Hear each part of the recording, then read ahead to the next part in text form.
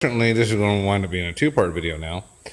So I made the gasket out of that stuff, the gasket material. I just tapped it with a hammer, and it actually worked well. Now, here's the other thing. I had to change the bolt that they give you to bolt down for the oil return, because you want this pointed straight down. This bolt here will not clear the flange. You got to use a regular old bolt. So, did that, and that's taken care of. Okay, so at this point we removed the upper ear hose, got the rest of the intake all out of the way, and we have disconnected the two coolant lines that are going to hook up to the turbo right there. Next, we're going to go ahead and do the scariest part of drilling the oil pan. Okay, I should have showed you guys, but basically a lot of people say do 1/2 inch.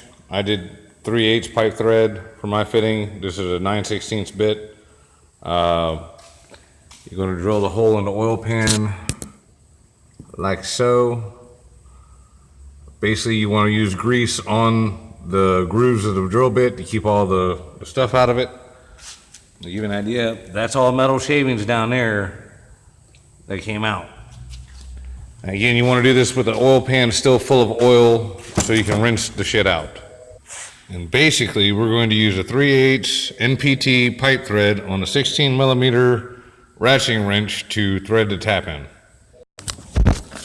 Basically, when I was talking about filling the flutes with grease, it's something like this where you just want to get it in the grooves. That way it catches whatever metal shavings.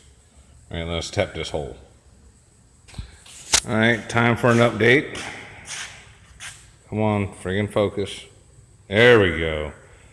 All right, so I wound up clocking the compressor in the car. The way I wound up doing that is I actually kind of got it rough set up. You got to, oh shit. Damn it, I don't know if you can see it or not. That snap ring right there, you just take that loose and this whole compressor housing spins.